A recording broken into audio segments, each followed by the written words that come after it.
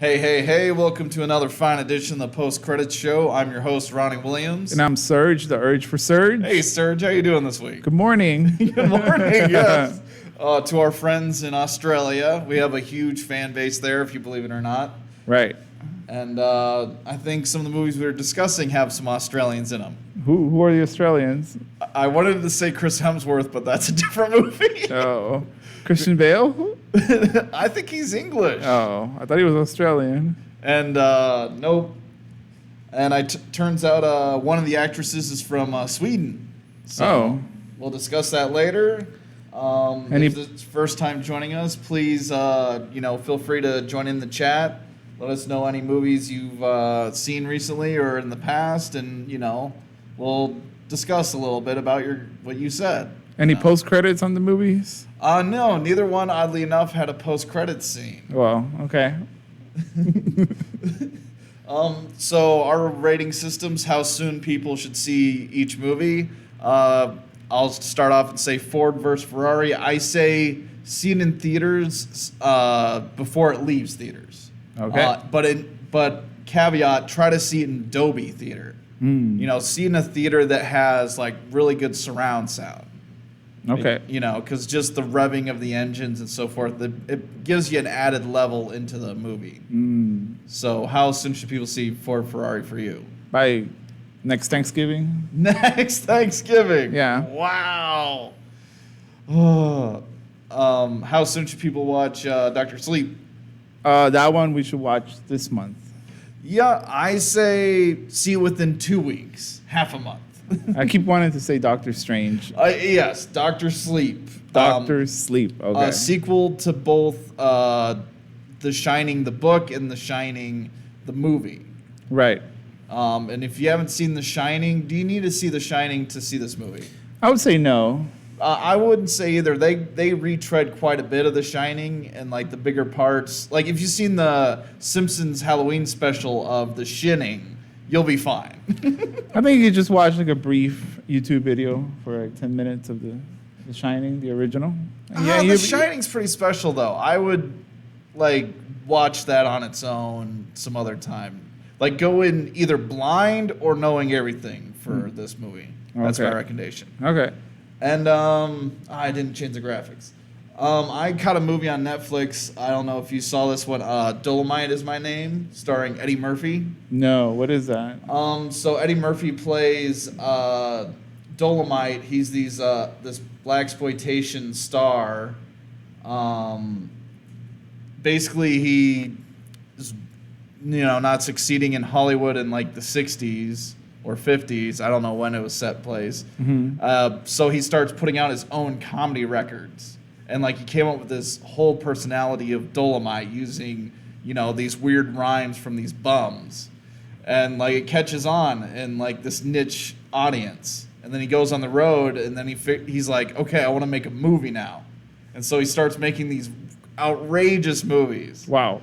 And it's just about, behind the scenes stuff. Great cast. Eddie Murphy just shines as Dolomite. And Keegan-Michael Key's in it. Wesley Snipes is really good in it. He's playing like this blasé film director. He just does not care. Wow. He's acting like he doesn't care, which is just comedic gold. Very funny movie. It's on Netflix right now, but I'd see it before Christmas. Okay. Before December, I say. Okay. So Dolomite is My Name. All right. So we got 2 movies. Do we have any comments yet? Just Gwen says she wants the shirt back, not the green screen. Oh, you missed the shirt? Oh, that's funny. We'll have to debate that later. We'll have to ask our Australian viewers what they think. Okay. We might bring back the shirt if it's applicable. It is harder to crop sometimes. Like I like the focus of the shirt. What do you think, Serge? I like the green screen. Well, yeah. Let's dive into Ford versus Ferrari and see. You can't do stuff like this on a T-shirt. Oh. But yeah, Ford versus Ferrari set place in the late 60s, and like it's a neat story. Like the premise is there's these two race car drivers.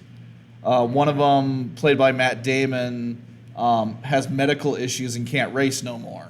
And so basically he just soups up cars, and he's basically a car salesman, basically down on his luck. And Christian Bale's character, he's double down on his luck. He's a race car driver, but no one will sponsor him because he's moody, So, and then Lee Iacocca, played by something Bethel, the Punisher. The Punisher. Shane from The Walking Dead. Oh. He plays Lee Iacocca. John Bethel. He goes over to Ferrari and he's like, "Hey, we want to buy Ferrari," and Ferrari just insults him, the worst ever. That's the Punisher? Yeah. Oh, I didn't recognize New him. Punisher, the Netflix Punisher. Yeah, I missed him completely. Yeah, John Bernthal. He's great. Oh. But so Ford gets all pissed off. Henry Ford II. He's like, "Okay, we're gonna build a race car and beat these Italians, at their own game." And so that's the premise. And I don't know. It's kind of interesting story. It's kind of like Seabiscuit. That's what I said last week, right? It was going to be like Seabiscuit. You called it. It was exactly Seabiscuit. A little bit like Seabiscuit. Which one's the horse? Matt Damon's? It was like Seabiscuit? 95% Seabiscuit. I knew it. This reminded me of another racing film, came out 2013, called Rush, starring Chris Hemsworth and the bad guy from Avengers Civil War, Nicky Luda. Don't know him either. He's a great actor. He's really good in Rush. If you haven't seen Rush, see Rush. Just great acting all around. And it's about formula racing. Oh. So a lot more twists and turns in these races. But yeah, if you like comedians in cars getting coffee for the car aspect of it, you'll really love this movie, I feel. Oh. Was it based on a true story? Yes, it was based on a true story. Why they wouldn't make the movie if it wasn't. Oh. And they would have had. I'll throw up the spoilers now. But yeah, at the end they would have had the Italians in the race the entire time. That was interesting. After a while, all of Ferrari's cars were out of the big race. I think they rigged the race in real life, No, they sabotaged it. Yeah, they sabotaged it. Well, it was funny. At one point during the big race, Matt Damon he throws this nut on the ground, so the Italians think, "Oh shoot, one of the tires doesn't have all of its nuts on the tires." Mm-hmm. Just a little cute moment. It's the truth, they sabotaged the race. Right. I wonder if that really happened, or they just needed something for Matt Damon to do. Because how is he he's basically the race coach, Yeah. I think the movie was pretty extensive. Yeah. But this movie didn't shine as brightly for you. I mean, I didn't see too much conflict in the movie. Yeah.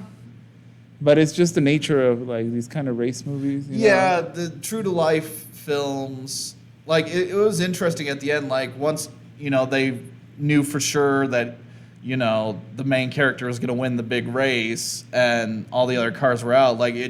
There was another dilemma that they threw in there. And I was like, oh, that's kind of interesting. I mean, they think they just added kind of a conflict just because there was nothing else to... Well, it seemed like the whole movie built to that character-wise. His character never, he seemed like he was out for himself, he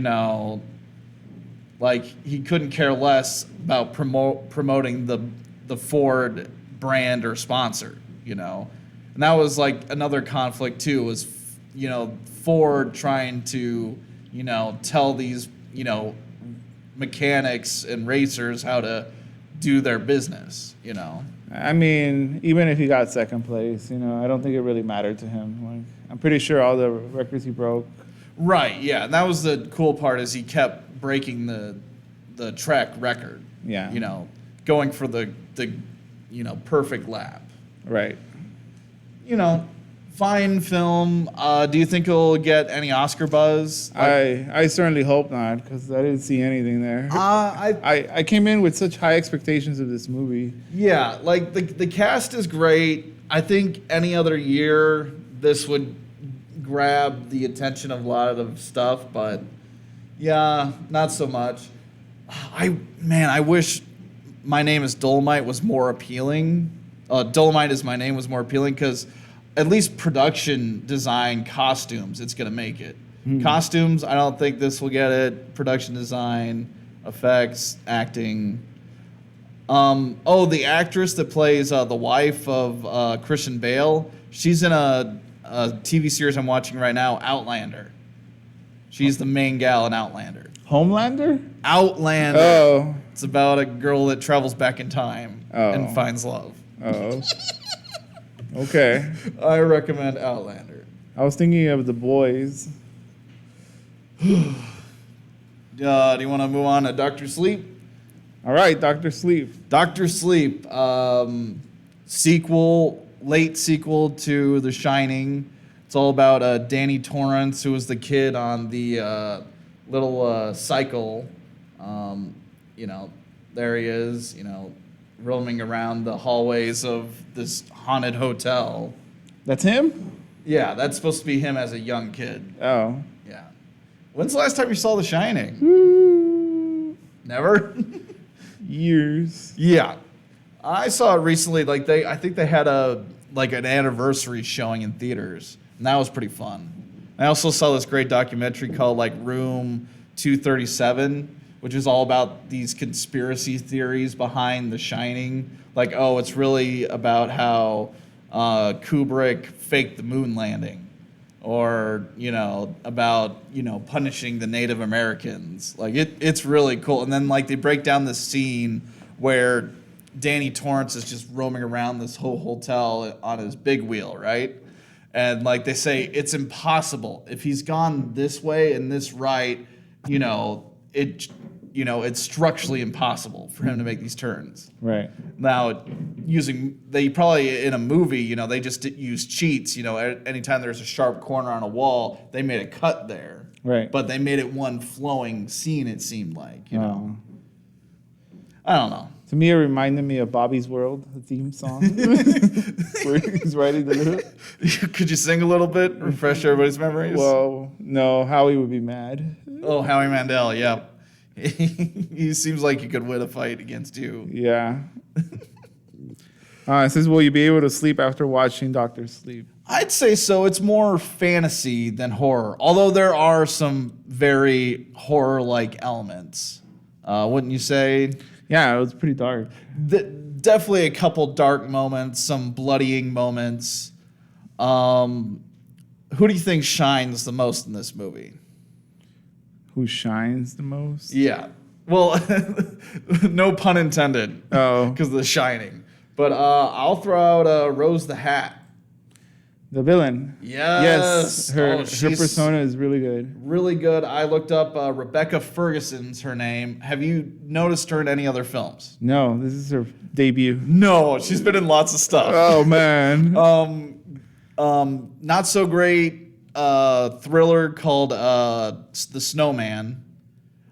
She's been in the last 3 Mission Impossibles. Where?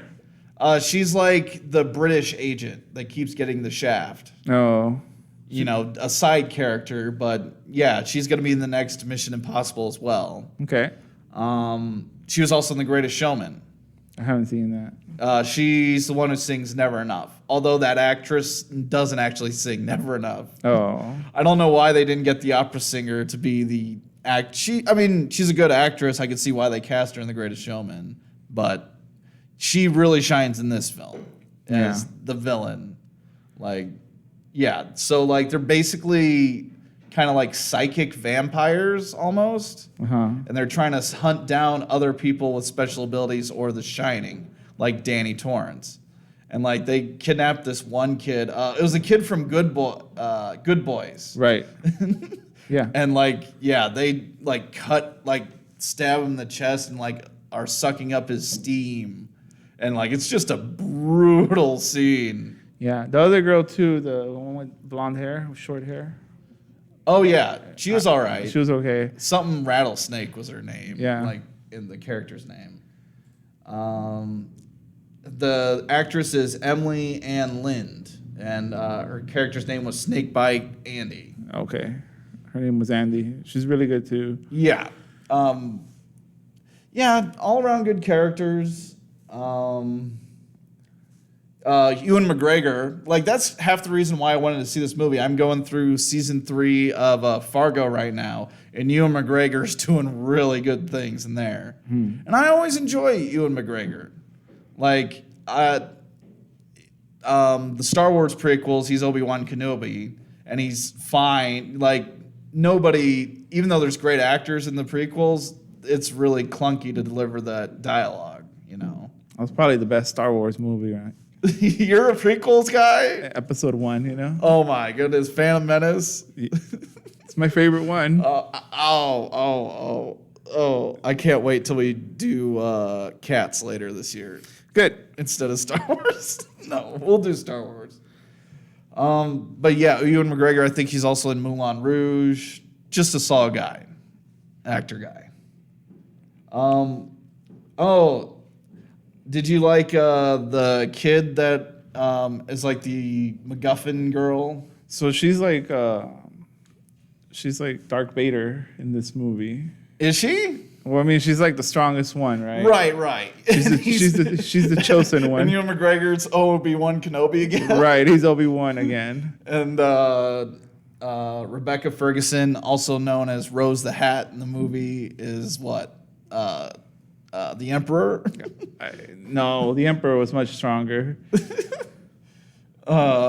Darth Maul then? Darth Maul at best, you know? Because he was so good at acting in that first film. He was great.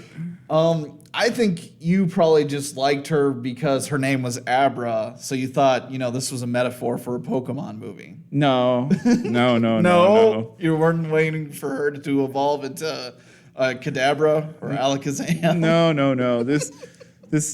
The character, like, I like the scene where they tell the dad, like, that she has these psychic powers and they're coming after her, and then he gets blown away, like, on the pavement. Yeah, because, like, Ewan McGregor has, like, been telepathically talking to this kid, and, like, they totally address, like, this adult-ass man's hanging out with, like, this 12-year-old girl. It doesn't look right. Absolutely. And so, like, the dad comes out ready to fight, and he's like, wait, what'd you tell him? And he's like, I said show him, and then he shows him, and that's when he hits the pavement, because he gets the psychic blast of everything that's happening. Yeah. I like when he's shaking and pouring his drink. He's, like, trembling.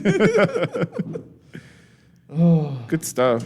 Oh, never put down Star Wars. I can so put down Star Wars. You can? The Last Jedi, I did not care for. Yeah. I don't think we've ever got into Star Wars in this Well, we'll go show to yet. Star Wars the next movie. Yeah, December. But yeah, Last Jedi, I didn't like a lot of choices. They kind of ruined Luke Skywalker for me.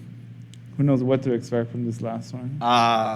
I expect time travel, and they're going to go back and fix all the mistakes, just like Avengers. Right.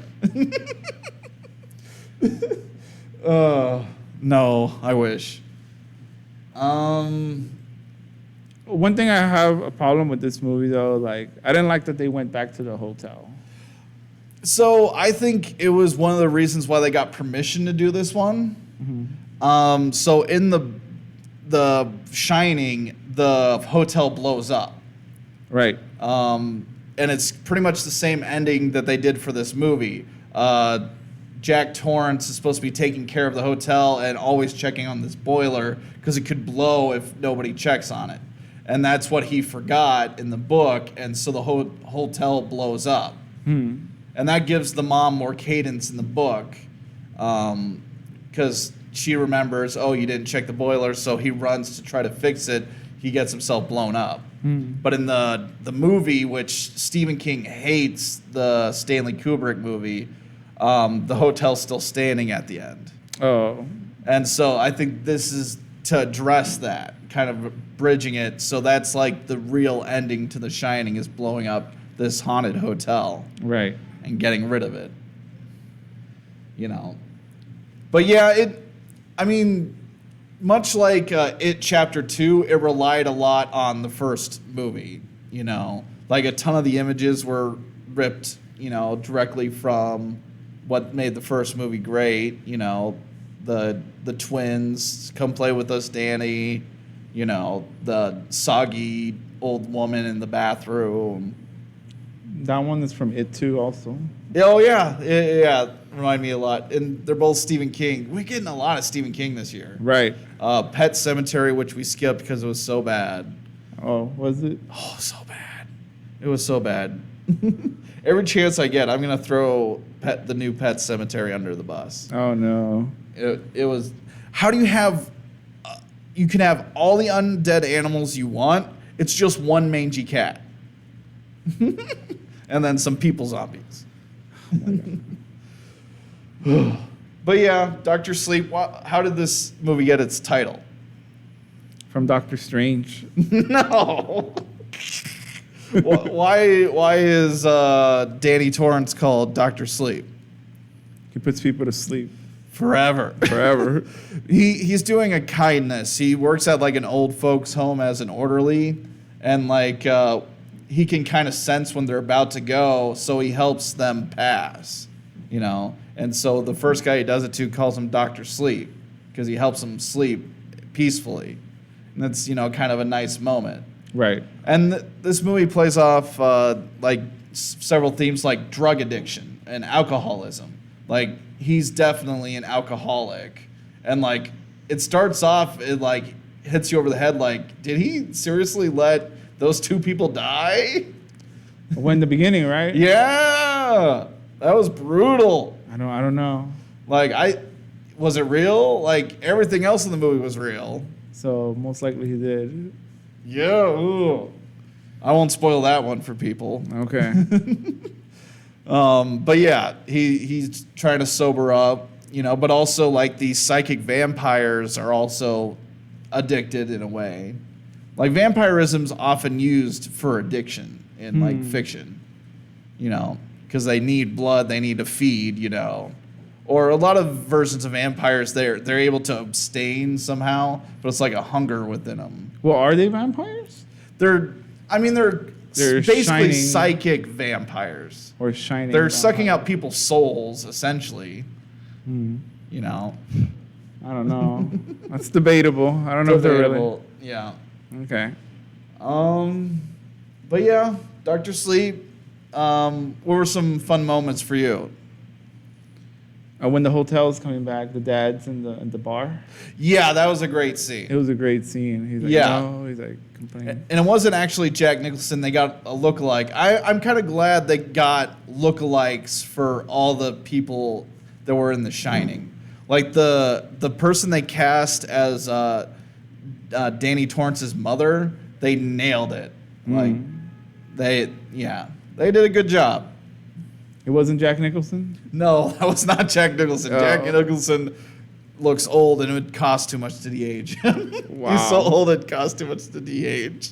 Wow. Poor Jack. But yeah, also like the bartender in The Shining always claimed to be someone else, Lloyd, who was the previous caretaker. Mm-hmm. So interesting. I could look up Young Abra. It's the full cast list doesn't go far enough. Okay. He wasn't significant enough. Not significant enough. Okay. But yeah, it's kind of similar to like, I don't know, a more adult X-Men kind of, like a Logan. X-Men, no. What about Logan? No, Logan was terrible. Hold on. What? You don't like Logan? Get out of here. I think our comments are going to blow up right now. You didn't like Logan?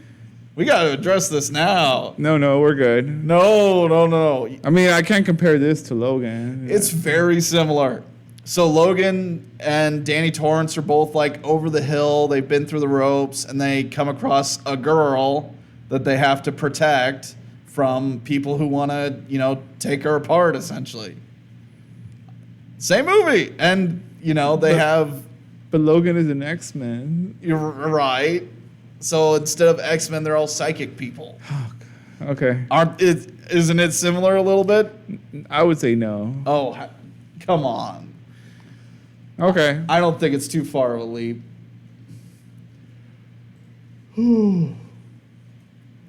Anything else? That's it for Doctor Sleep. Next week, we're talking about Frozen 2. Much anticipated. Much anticipated. I'm very much looking forward to Frozen 2. Please, let it, as soon as you see the movie, comment on us on our Instagram, Facebook, Twitter, and we'll put your comments right on the show. Cool. And please tell all your friends we're totally doing Frozen. You're super excited about it. Well, I'm not excited about it. I just think I have high expectations. Yeah. Which I don't know if it's going to be a good thing or a bad thing. How many hit songs do you think are going to be in this? Probably one. I think there's going to be 2 medium songs. 2 medium songs? Actually, I wanted to say 0 because I was already listening to the soundtrack. And I was it's out? I was like, oh, no. There's not a hit among them? Well, I haven't finished it, but I was like, wow. Okay. Storm's on the horizon. Let's see Oh, how my it goes. God. Okay, so join us next week for Frozen 2. Thanks, guys. Thank you. Bye.